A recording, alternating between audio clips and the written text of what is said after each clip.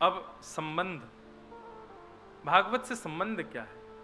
तो वैद्यम वास्तवमत्र वस्तु शिवदम। श्रीमद् भागवत से संबंध ये, जैसे श्री हरिराम व्यास जी का। हरिराम व्यास जी जब वृंदावन रहने लगे, कोई कहता हे व्यास जी आपको अपने परिवार की याद नहीं आती? तो हरिराम व्यास जी ऐसी वृक्षों से लिपट जाते और लिपट करके कहते, वृंदावन के रूख हमारे मात पिता गुरु बंधु। ये वृंदावन के जितने भी लता गुल्म पत्र आदि हैं, यही सब ही मेरे परिवार है। इनके अतिरिक्त मेरा परिवार कोई नहीं है। श्रीमद् भागवत श्रवण के पश्चात क्या होगा? वैष्णवों में ही आपको अपना परिवार दिखने लग जाए, वैष्णव ही आपको अपने लगने लगे। अभी स्थिति क्या होती है, बहुत धनवान व्यक्ति है तो हमारा इच्छा होती है इससे हमारा कोई संबंध हो। कोई बहुत सुंदर व्यक्ति है, बहुत नामी व्यक्ति है, बहुत प्रभावशाली व्यक्ति है, तो हमारा मन होता है कि इसके साथ हम रहें, हमारा इससे संबंध हो, किसी भी प्रकार से हम दोनों का कोई संबंध प्रस्तुत किया जाए। पर वैष्णव उल्टा होता है, वो प्रभावशाली धनवान व्यक्ति, सुंदर व्यक्ति आदि आदि इन लक्षणों से नहीं प्रभावित होता। वो एक ही विषय देख करके संबंध बनाता है, कृष्ण भक्ति प्रजायते। कृष्ण भक्ति है तो ये मेरा है, इससे मेरा संबंध है।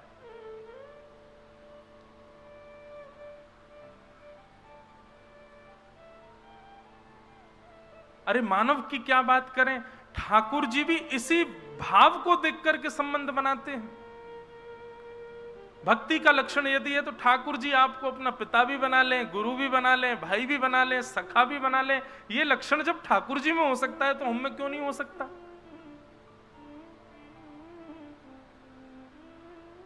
वृंदावन के रसिकाचार्यों को, वृंदावन के रसिक जनों को ही अपना अपना अपना कोई ना कोई संबंधी मानो, और संबंधी क्या अपना मानो, ये हमारे हैं। ये भाव प्रस्तुत होने लग जाए तब समझो आप भागवत के अधिकारी बन चुके हो। वैद्यम वास्तव मत्र वस्तु शिवदम, कल्याण करने वाले लोगों के साथ में संबंध बनाने की भावना प्रस्तुत होना, यह भागवत का संबंध का प्रयोजन है।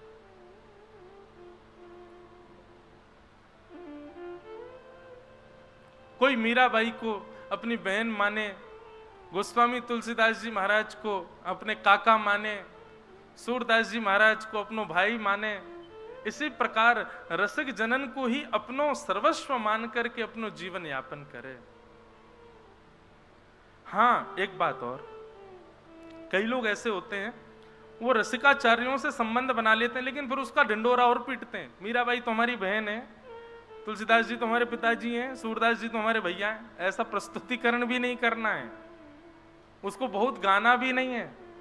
ठाकुर जी से भी जो संबंध है उसका भी ज्यादा प्रस्तुतिकरण नहीं करना है। ठाकुर जी तो हमारे भैया हैं, ठाकुर जी तो हमारे ये हैं।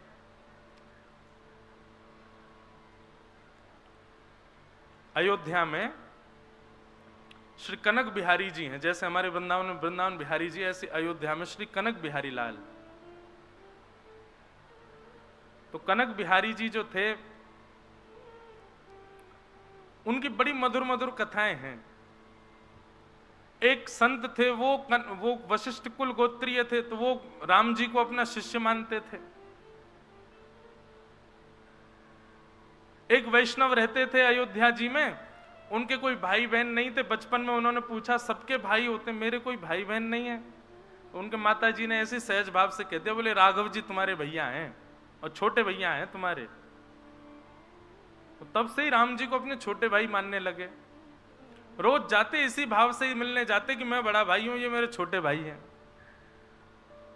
कुछ दिन तक तो जाते रहे, लेकिन उनका भाव इतना प्रगाढ़ हो गया कि अब स्थिति ये हो गई कि जब वो मंदिर में जाते थे, किसी ना किसी रूप में बगल में बैठी हुई राम जी के श्री किशोरी जी या तो अपनो घूंघट आगे कर लेती, या फिर अपने आगे की जो दो पल्ले में किवाड़ होवे ना मंदिर के गर्भगृह की, तो वह किवाड़ को फेर देती।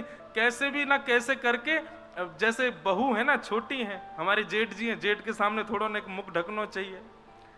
तो सियाजू उस संबंध का निर्वहन करके उनको बताती हैं। एक दिन पुजारी जी भूल गए, अब तो थोड़े और आगे जब लीला बढ़ी, थोड़े बड़े हो गए, तो सबको पता चल गया कि भैया ये बड़े भैया के रूप में आते हैं और सियाजू इनके सामने संकोच करती हैं। तो अपने आप ही पुजारी जी आधा गेट बंद कर देते थे, सिया जी छुप गए, तो वो दूर से ही कोने से खड़े होते, राम जी को आशीर्वाद दे, तो भैया ठीक रहो, सब आनंद रहो, तुम्हारा सब मंगल हो, कह के चले जाते। एक दिन पुजारी जी भूल गए तो सीता जी ने स्वयं ही किवाड़ बंद कर दी, वो हमारे जेठ जी आए हैं।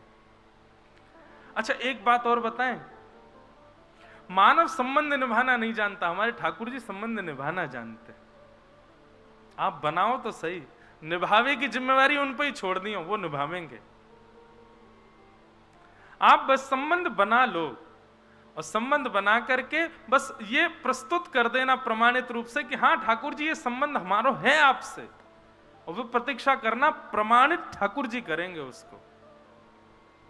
और ये बात बिल्कुल सत्य है, ठाकुर जी प्रमाणित करते हैं। अनेक लीलाएं हैं, अनेक कथाएं हैं, कहीं गुरु रूप में। दक्षिण भारत में हमारे गुरु परंपरा में, श्री रामानुज गुरु परंपरा में हमारे रामानुजाचार्य जी के ठाकुर जी से 4 संबंध हैं, पिता, पुत्र, गुरु और शिष्य। ठाकुर जी उनको अपना पिता भी मानते हैं, रामानुजाचार्य जी को। ठाकुर जी उनको अपना गुरु भी मानते हैं, ठाकुर जी उनको अपना पिता भी मानते हैं, ठाकुर जी अपना पुत्र भी मानते हैं, चारों संबंधों में विद्यमान। तो दक्षिण में एक ठाकुर जी का स्थान था संपत कुमार भगवान, अभी भी है संपत कुमार भगवान। तो संपत कुमार भगवान जो थे, कोई मुगल शासन के समय पर कोई मुगल गया और मुगल जाकर के जैसे ही मंदिरों में जाते थे तोड़ फोड़ मचाने के लिए, तो मुगल जैसे ही वहां गया, संपत कुमार भगवान को मुगल की छोटी सी कन्या ने जैसे ही देखा, उसको लगा ये बहुत बढ़िया गुड्डा है, मेरे लिए ले चलो। राजा तो मुगल तो अपने समय में कुछ भी करते थे, और बेटी की प्रसन्नता के लिए संपत कुमार भगवान को मंदिर से निकाल करके वो दिल्ली ले आए, और बेटी अपने पास रखती, ये मेरा गुड्डा है, उसी को नहलाती खिलाती पिलाती, उसी के संग रहती। वो तो साक्षात ठाकुर जी हैं। एक दिन रात्रि में रामानुजाचार्य जी शयन कर रहे थे, संपत कुमार भगवान स्वप्न में प्रकट हो गए। प्रकट होकर बोले, तुम आराम फरमा रहे हो, आनंद कर रहे हो, और यहाँ पे हमको ये मुगल लोग ले आए हैं गुड्डा समझ करके, इनकी बेटी हमारे संग में ऐसे खेलती है जैसे गुड्डा गुड़िया का खेल। ठाकुर जी रामानुजाचार्य जी बोले, भगवान आज्ञा करो, क्या करें? बोले आज्ञा क्या करें, जल्दी आओ, हमको लेके जाओ यहां से। तो रामानुजाचार्य जी अपने हजारों शिष्यों के साथ दिल्ली आए, और दिल्ली में उस बादशाह के दरबार में जाकर के स्वामी श्री रामानुजाचार्य जी ने निवेदन किया, हमारे ठाकुर जी को तुम्हारी बेटी गुड्डा मान करके अपने संग ले आई है। हमारे ठाकुर जी हैं, वो कोई गुड्डा गुड़िया नहीं है, उनको हमको वापस कर दो। और जो मुगल राजा था वो कहने लगा, बोले कि मैं कैसे मानूं वो तुम्हारे ठाकुर जी हैं। और भाई तुम लोगों के यहाँ तो ऐसा भाव है ना कि ठाकुर जी किसी से ज्यादा रीझ जाए तो उसके पास चले भी जाते हैं, खा भी लेते हैं, पी भी लेते हैं, आनंद करते हैं। यदि तुम्हारे ठाकुर जी हैं तो तुम यहीं खड़े खड़े बुला दो, वो अपने आप कमरे से निकल के आ जाएं। यदि वो आ जाएंगे तो तुम ले जाना, और यदि वो नहीं आए तो चुपचाप यहां से चले जाना। ठाकुर जी को वो जो भी हैं वो यहीं रहेंगे, मेरी बेटी खेलती है उनके साथ।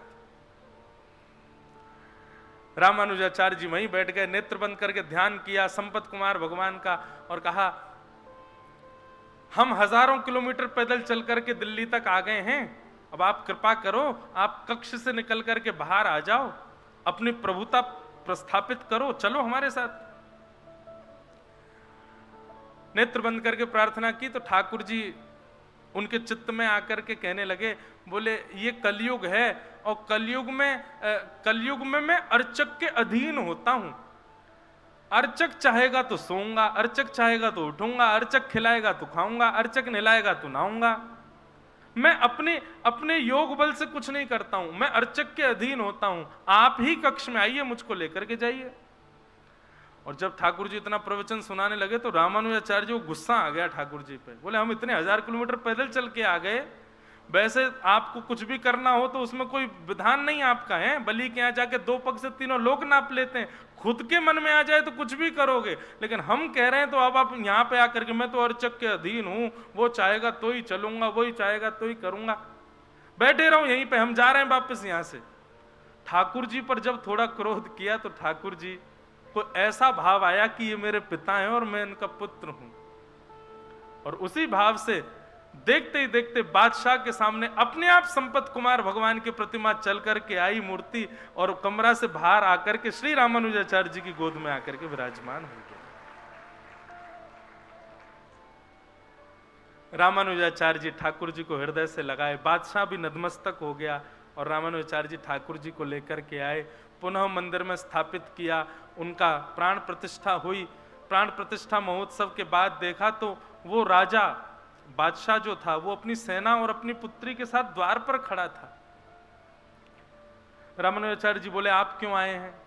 बोले महाराज मेरे जीवन में मेरी सबसे बड़ी प्रसन्नता केवल मेरी बेटी की प्रसन्नता, और जब से आपके ठाकुर जी चले गए मेरी बेटी बहुत रोती है, आप कृपा करो भगवान, मेरी पुत्री को एक बार उनका दर्शन करा दो। रामानुजाचार्य जी उस बालिका को दूर मंदिर के दूर से ही जैसे ही गर्भगृह में बैठे संपत कुमार भगवान को दिखाया, ठाकुर जी के मुख पर मुकुट देख करके शंख चक्र गदा पद्म चतुर्भुज रूप में ठाकुर जी का दर्शन करके उस बादशाह की जो पुत्री थी उसने वहीं प्राण त्याग दिए ठाकुर जी को देखते देखते। रामानुजाचार्य जी के चित्त में भाव आया, बोले कि ये ठाकुर जी को नहीं, ठाकुर जी इसको स्वीकार कर चुके हैं। और तभी उन्होंने टर्की अंबा, वो टर्की का था राजा, तो आज भी दक्षिण में मां को अंबा बोलते हैं, अंबा बोलते हैं, तो टर्की अंबा करके छोटा सा विग्रह ठाकुर जी के बगल में स्थापित किया उस बादशाह की पुत्री का। और आज भी साल में एक दिन आता है, उस दिन ठाकुर जी का उस कन्या से विवाह होता है, और ठाकुर जी उस दिन पठानी कपड़े पहनते हैं क्योंकि वो टर्की के बादशाह की पुत्री है। मैं दर्शन तो नहीं किए लेकिन मैंने कथा सुनी है। तो मैं क्या कहना चाहता हूं, आप संबंध बनाओ, निभाने की जिम्मेवारी ठाकुर जी पे छोड़ो, वो निभाएंगे और ये निश्चित निभाएंगे। ठाकुर जी बड़े दयालु, ठाकुर जी बड़े कृपालु।